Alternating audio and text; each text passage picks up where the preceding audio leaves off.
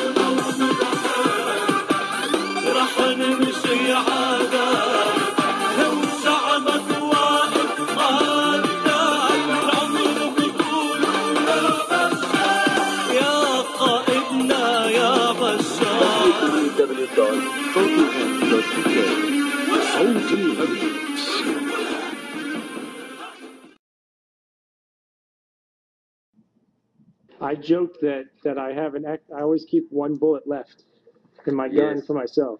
You must keep one bullet here in Syria. You keep it for yourself. It's better than the regime catch you. I will guarantee that for you. You must keep one bullet. American activist and filmmaker Matthew VanDyke dodged a lot of bullets while filming his latest project in Aleppo, Syria, a pro-rebel documentary aimed at raising funds for the Free Syrian Army. For 2 months, VanDyke embedded himself with rebels in the crossfire of the country's civil war. I strongly believe in the cause of the Syrian people. I fought in the war in Libya in 2011, and I saw the effects of what we accomplished, and I want Syrians to have freedom as well. In August 2012, CNN profiled the 33-year-old from Baltimore, Maryland, who has a master's in Middle East security from Georgetown University. He had just returned from 8 months in Libya, where he fought alongside anti-Gaddafi rebels, but also spent 6 months in a Libyan prison. The former journalist turned self-proclaimed freedom fighter and now filmmaker believes he can also make a difference with rebels on the ground in Syria. His film, he says, helps humanize the revolution. I used to wear fancy dresses and high heels, but not anymore. VanDyke's documentary, titled Not Anymore, A Story of Revolution, profiles 2 protagonists risking their lives to draw attention to the deadly conflict. One of the characters, Noor, a producer, says everyday life for many Syrians is a living nightmare. I'm not going to give up. Even if I had to die, I'm going to do this. It's a shame, you know. Noor's a young woman. She was 24 when I filmed her. She's going to spend her 20s in war. This war will likely go on for years. But with more than 60,000 civilians killed in the last 2 years, according to the United Nations, many wonder if they'll live to see the end of it. They're a little bit shocked, disappointed. They thought after Libya that help would be coming to them. They don't understand. They feel abandoned. They feel abandoned to their deaths. And largely they're right. VanDyke's film is set to debut online in February. Nick Valencia, CNN, Atlanta.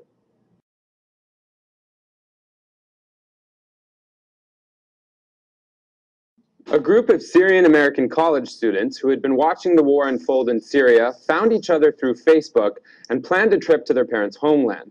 They were eager to play any role in supporting the 2-year-old revolution against Syrian President Bashar al-Assad's government. They're planning yet another trip and joining forces with filmmakers and activists with an expanded mission to open a media center in Aleppo. Joining us is Matthew VanDyke, a filmmaker and activist, Noor Kelzi, a journalist joining us from Aleppo, and Laith Al-Midani, one of the Syrian-American students who traveled to Syria. Flyers tend to blink a lot and don't maintain eye contact. People care about Syria, and having others to know that means that they need to realize what's going on here is so important. So it doesn't matter, like, if it's a small or big thing that you're doing, you care and you know what's going on and you want to do something about it. you do something that you believe in, and that's the true essence of this. So, Leif, before we brought in the discussion into what's happening and what you hope to accomplish in the future, I want to ask you, you went there with your group to show solidarity. Now, the group came back, and you stayed longer. You ended up also, as the Washington Post reported, shooting at a government sniper and getting caught up in the fight. How did that happen, and what do you make of that? Yeah, the whole experience of going into Aleppo in the city was a very surreal moment, because we were going through the city, we're living in the market, we see one neighborhood, it's everyone is living, there's markets open. But the street over was the front lines, and I was going through street to street, we're going through buildings, and we heard the sniper fire. When I heard the sniper fire, at first I did flinch, I was nervous, but then I was like I was really upset. Like, how is this person, like, he's shooting at us? Like, that whole concept is still hard for me to understand. Even though I've seen it on YouTube hundreds of times, like, for me to be like a victim of being shot at by a sniper, like, I had to take it in my hands to do what I think is the only way to take him out. Because if I hold a sign saying, please don't shoot, he's not going to stop. So the only way to take him out is to hold the gun and to shoot him. Because unless he's taken out, he's not going to stop. Because these people, they don't understand by dialogue or peaceful ways, because it's a barbaric regime, and their way of method is by killing people. So the only way they will get the lesson is they're all eliminated, because there's no reason for them to be shooting at anyone. Well, like, I certainly understand that, and I'm sure you've heard that the United Nations is recently on Monday, the Human Rights Commission and Council, saying that there's evidence in the past 6 months of war crimes on the regime's hands and on their part, but as well as the rebels and the opposition. And I know, Matthew, that you can perhaps relate to this notion of going with the intention of perhaps just being there. So from Libya, how did you end up in Syria, and why did you go to Syria? Well, to be clear, I did not travel to Libya as a journalist. I went with the intention of fighting. It's been wrongly reported. But after we succeeded in Libya, and I saw the effects of our success, I realized we had to export the revolution to the next country. And, I believe strongly in the cause, so I went to Syria next. Why do you believe so strongly in the cause? And what is the cause? I spent many years in North Africa, the Middle East. I saw how these regimes treat people. I saw the effect on society. And it needs to stop. This is the 21st century, and we have people living under medieval forms of government. Shooting at somebody's a terrible responsibility, but, somebody has to do it. I want to play a clip before we go any further. You say you were asked to fight on behalf of the Free Syrian Army when you were there, but you promised that you were only there to film until, quote, next time, as you put it. I want to ask you about that, but first let's take a look at this footage from the documentary you shot with Noor in it, which is called Not Anymore, A Story of Revolution. Allahu Akbar! Allahu Akbar!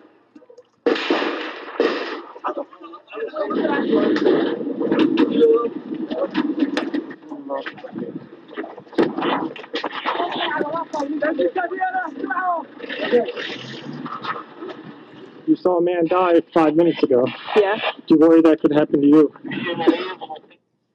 Noor, are you worried that could happen to you? Well, that can happen at any moment, any time, any place. I mean, 2 days ago, I just survived a jet's airstrike. I was sleeping at home in my bed when I just, all the windows and the doors were open and shrapnels flew all over the place. I was lucky that I survived.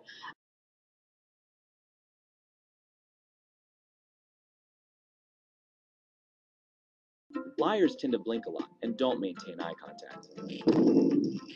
Yeah, I worry that this might happen, but I just don't care because it might happen at any time, any place. This is a war zone, and the regime is vicious, and they don't care whether it's civilians who are safe sitting at their houses, eating and drinking, or whether you are a fighter at the front line or a photographer on the front line. So, Noor, what do you make of these allegations by the United Nations saying they have documented evidence that there are war crimes and violations of human rights on the hands of the rebels and opposition as well? Well, basically, it's the regime's fault. They started this.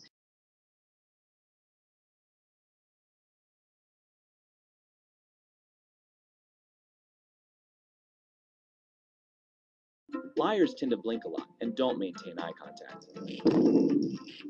I think there are a few mistakes, but they're nothing compared to what the regime is doing.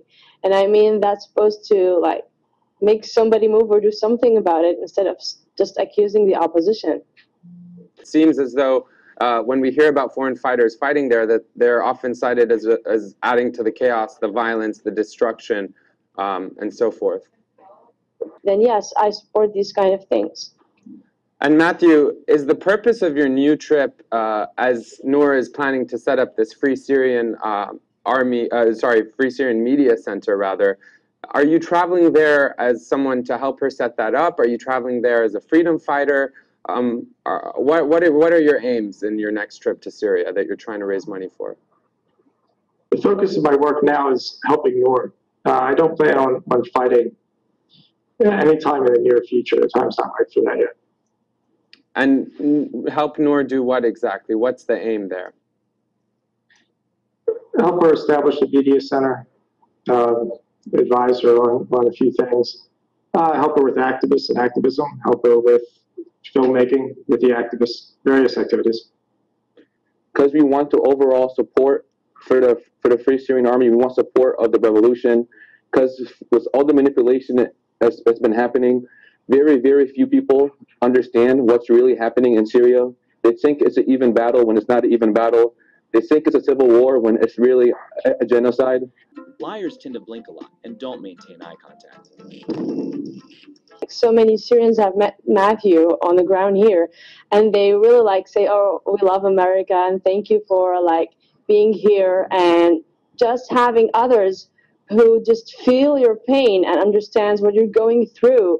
It doesn't add up to the problem. On the contrary, it just brings people together.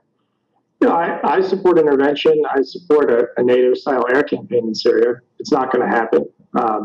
You know, they're not getting nearly the weapons or ammunition that they need. Basically, the Syrian American and Syrian European community is going to have to donate money, and Syrians are going to have to do this themselves. You know, but I support any effort to bring this war to an end as quickly as possible, and it's in America's interest to do so. If it wasn't for Islam, you would see a lot more sectarian killings and revenge killings from the opposition. Because of Islam, we are not like this. We don't harm people that haven't harmed us. We don't kill in a sectarian way. We kill those that have harmed us, and that's it. For those of you watching, as you know, the conversation here at HuffPost Live always continues, so be sure to stay tuned and keep the comments coming.